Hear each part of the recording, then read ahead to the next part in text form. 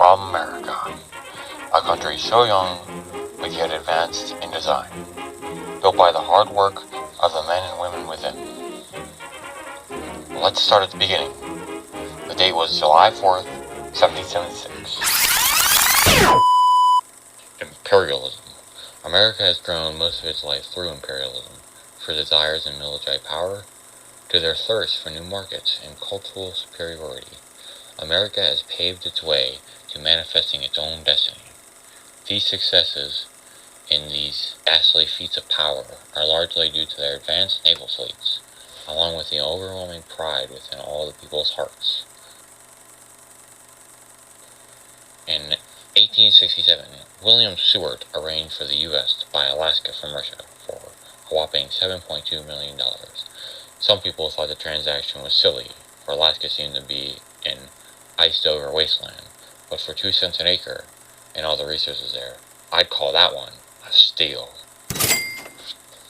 In the same year the U.S. bought Alaska, the U.S. took over the unpopulated Midway Islands. Jumping from there, they overthrew the evil Queen of Hawaii with the help of the United States Marine Corps.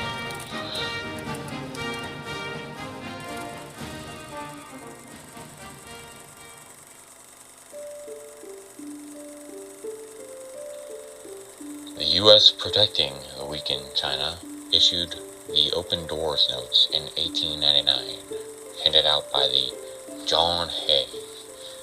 It gave every nation a chance of trade with China and prevented a monopoly on Chinese trade.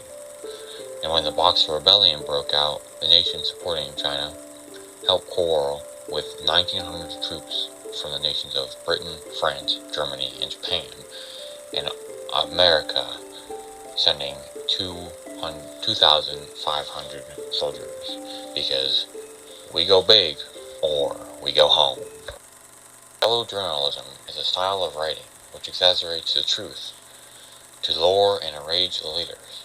One predominant example of this is the Spanish-American War. There were two main causes of this Spanish-American War. The Americas supporting the Cuban Revolution against Spanish rule, and the mysterious explosion of the battleship of the USS Maine in Havana Harbor. The public opinion of the war was very much split. Many business people wanted to help the government to support Spain in order to protect their investments, while other Americans cried out, "Cuba Libre," in support of the rebellion. The explosion of the USS Maine not only caused uproar among the people, but it also birthed the saying, "Remember the Maine," as thousands rallied for the U.S. intervention in Cuba. In the end, the U.S. came out victorious, like always, and along with it came a peace treaty between the Cubans and the Spanish. In February of 1899, the Filipinos rose in revolt against the U.S. The U.S. showed their power yet again. The Filipinos failed to use guerrilla tactics against them, and ended with the Filipinos in designated areas with poor sanitation and disease. After 3 long years, the rebellion was destroyed. 20,000 Filipinos and 4,000 Americans died, racking up an overall cost of $400 million. The assassination of President McKinley in 1901 brought Vice President Theodore Roosevelt into power. President Roosevelt created the Open Doors Notes to increase America's influence in East Asia. He also helped create the Panama Canal, letting trade with America and Cuba easier.